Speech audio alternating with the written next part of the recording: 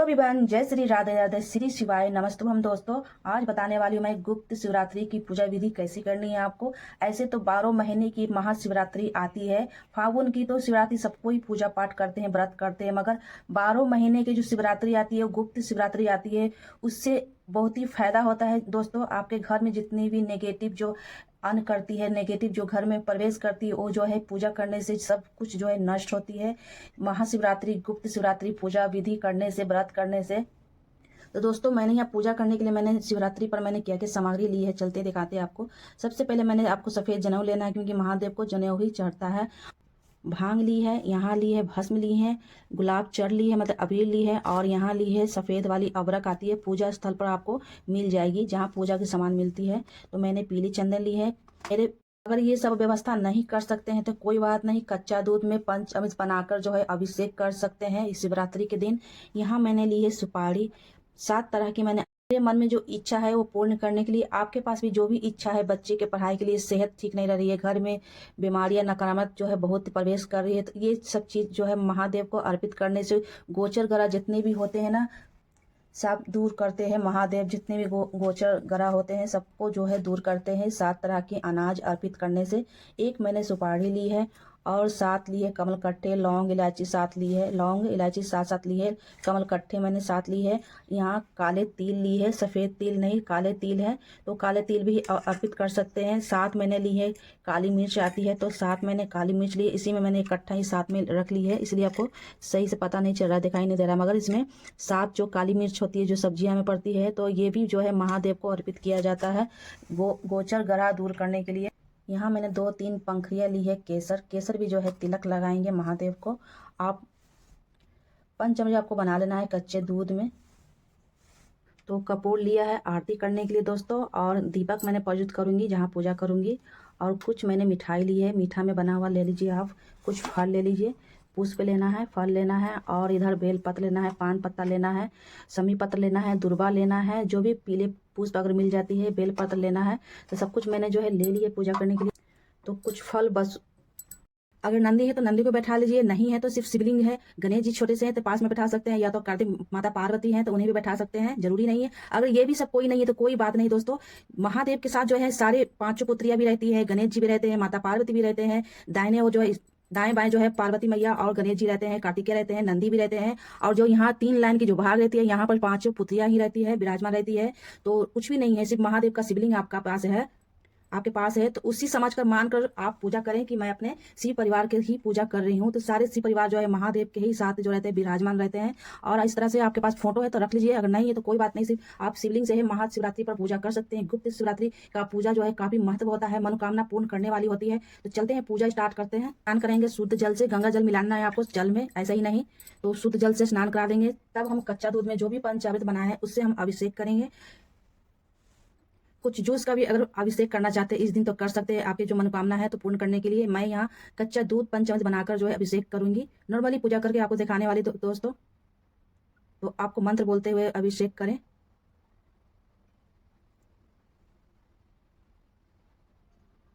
अब शुद्ध जल से स्नान कराएंगे।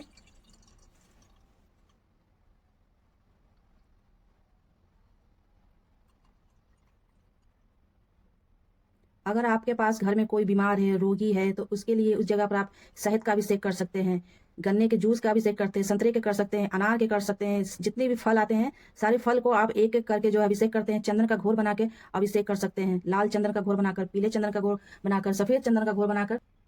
तो दोस्तों, ये जो जल मैंने अभिषेक किया है, दूध से अभिषेक किया है, तो इसको हम फेंकेंगे नहीं। अगर आपको वृक्ष में डालना भी है तो तुलसी पौधा छोड़कर अन्य वृक्ष में डाल सकते हैं, मैं तो डालूंगी नहीं। इनको प्रसाद के रूप में जो है ग्रहण करूंगी बच्चे के साथ, बच्चे को भी दूंगी, बड़े को भी दूंगी, और अगर आप चाहें तो चाय भी बनाकर जो है पी सकते हैं। जैसे आपको इच्छा हो उस तरह से जो है प्रसाद के रूप में भोग लगा सकते हैं। तो मैं इसे हटा लेती हूँ, क्योंकि अब जो है चंदन की अभिषेक करूंगी तो इसमें मिल जाएगा, तो इसको हम प्रसाद के रूप में जो ग्रहण करना है ना, इसको हटा लेते हैं। तो दोस्तों, हम चंदन के घोर बना लिए हैं, अब जो है चंदन से हम अभिषेक करेंगे। दूध वाले अभिषेक जो मैंने की थी तो हटा दी, क्योंकि उसको हम लोग प्रसाद के रूप में जो है ग्रहण करेंगे। पूजा शुरू करने से पहले हम दीपक प्रज्वलित कर लेंगे। दीपक अनिवार्य होता है, निषिद्ध माना जाता है। पूजा शुरू करने से पहले दीपक को सर्वप्रथम प्रज्वलित कर लें, क्योंकि सारे दीपक में ही पूरे देवी देवता आवाहन हो जाते हैं। इस तरह से मैंने दीपक को प्रज्वलित कर लिया है।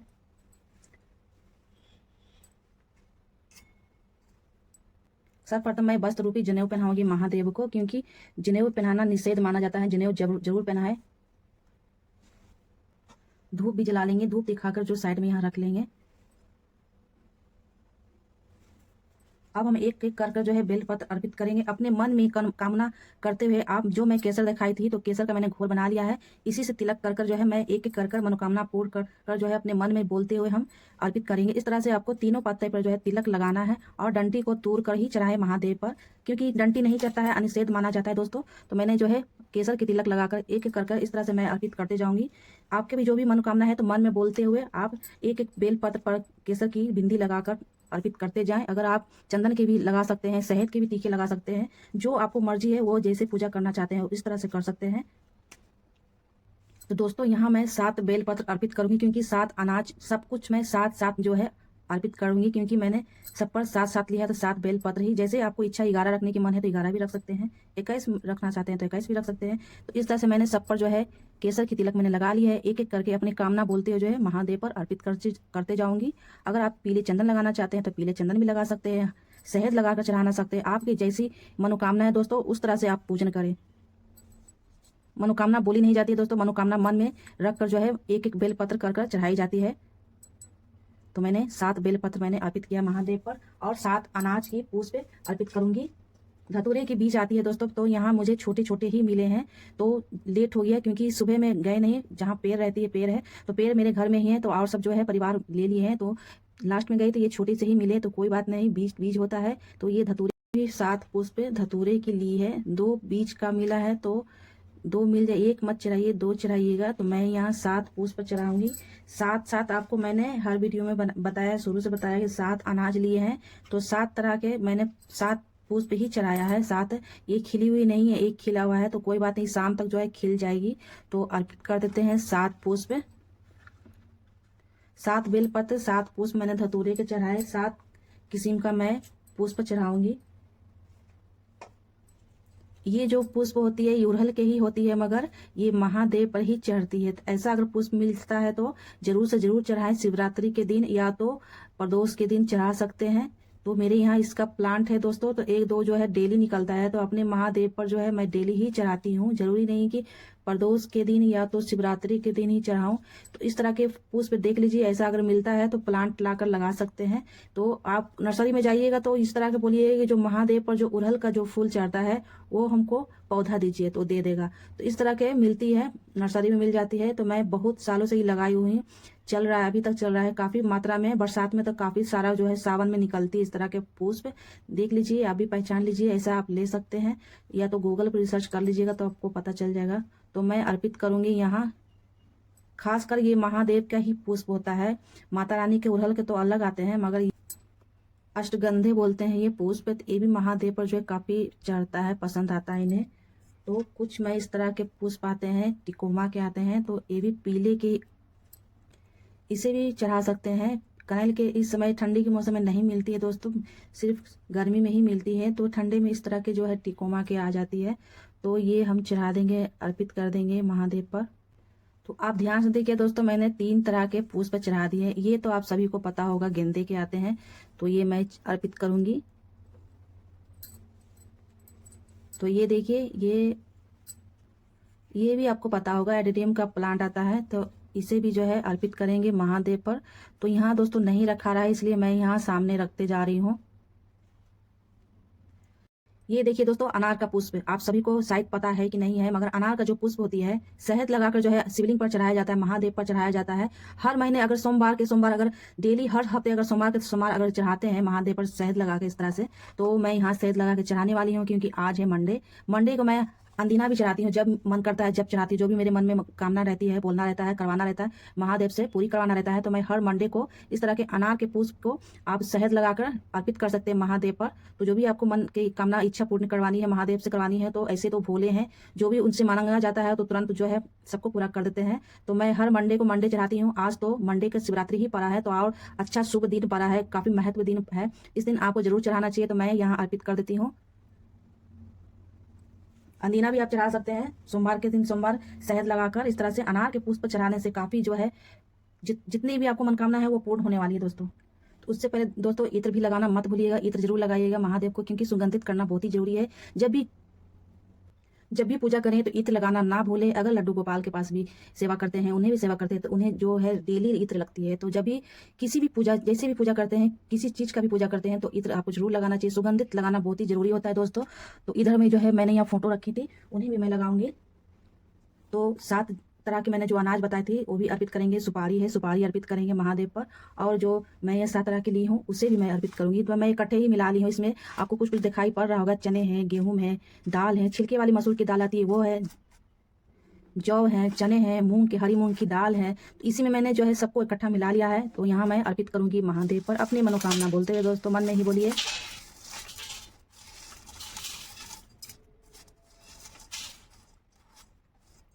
तो मैंने सब कुछ चढ़ा दिया है। चने की दाल जो है मैं चढ़ाऊंगी। चने की दाल जो है चढ़ती है। मैं जैसे दोस्तों पूजा करती हूँ ना, उसी तरह मैं बता रही हूँ। हर शिवरात्रि में मैं इसी तरह पूजा करती हूँ। हर 12 महीने जो शिवरात्रि आती है। अब हम चढ़ाएंगे अबीर, भस्म, सफ़ेद वाली अबरक आती है, ये भांग है।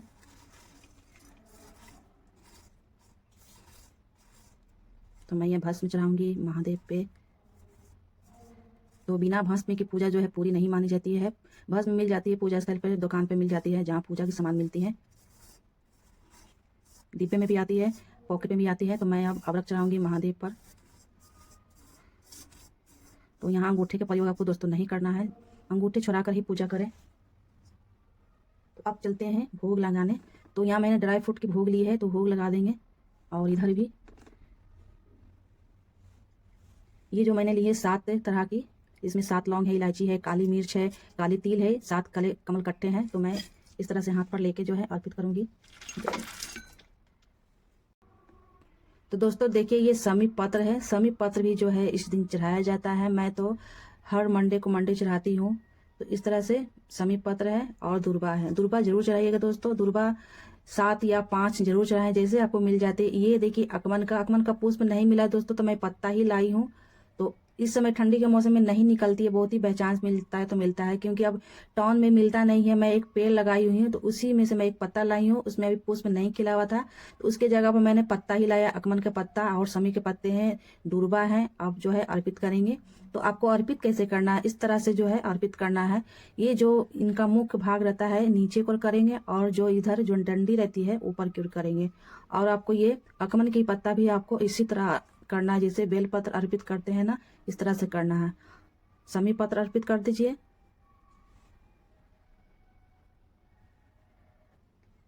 तो दोस्तों कुछ मीठा में है तो मीठा चढ़ा दीजिए, मीठा नहीं है तो आप गुड़ भी चढ़ा सकते हैं महादेव पर, मिश्री चढ़ा सकते हैं, बतासे चढ़ा सकते हैं यहाँ पे।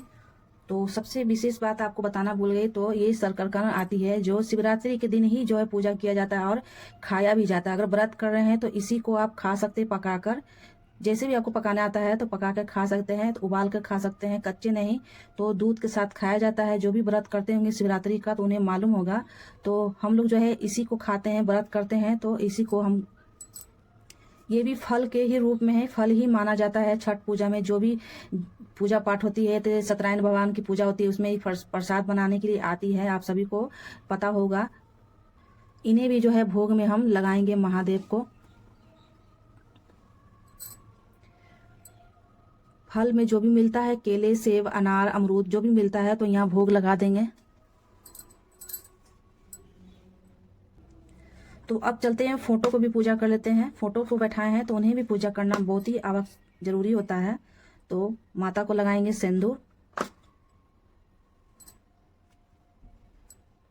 माता का सिंदूर लगा देंगे। और गणेश जी को लगाएंगे, इसी में गणेश जी हैं, कार्तिक जी हैं, तो पीले चंदन लगाएंगे। भोले बाबा को लगाएंगे पीले चंदन। तो जो जो इसमें भगवान जी हैं सबको पीले चंदन लगाए, माता को सिंदूर अर्पित करें।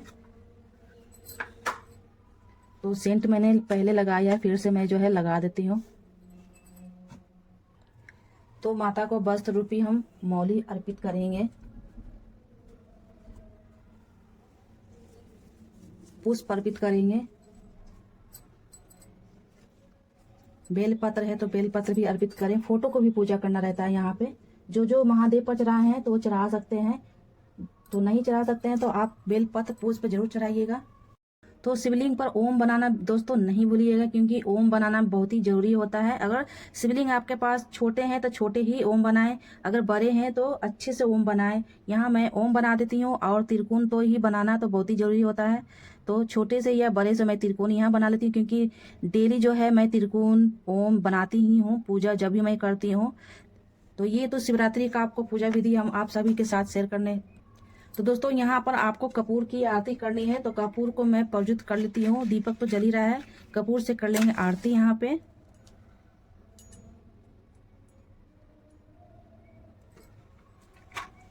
जो भी आपको महादेव की आरती आती है वो आप यहाँ गा लें।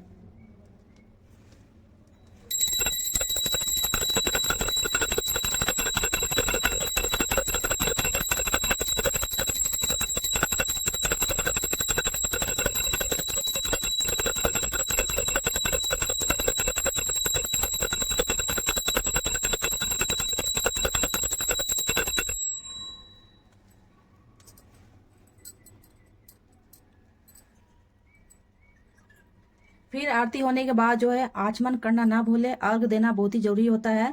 तो यहाँ मैं अर्घ दे लेती हूँ। 3 बार या 5 बार अर्घ दे लें घुमाकर इस तरह से।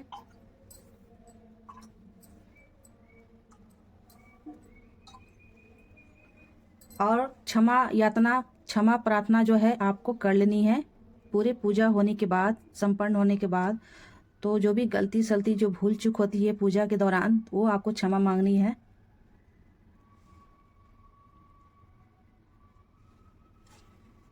दोस्तों कैसी लगी मेरी शिवरात्रि पूजा विधि आप सभी को? अगर अच्छी लगी हो तो मेरे चैनल को सब्सक्राइब कर लेना। अभी तक चैनल सब्सक्राइब नहीं किए हैं तो इसी टॉपिक पर पूजा पाठ से जुड़ी हर बातें आप सभी से साझा करती हूँ। अगर वीडियो मेरी पसंद पूजा पाठ की आती है तो चैनल को सब्सक्राइब कर लीजिए, फैमिली फ्रेंड में शेयर जरूर कीजिएगा, लाइक करना ना भूलिएगा।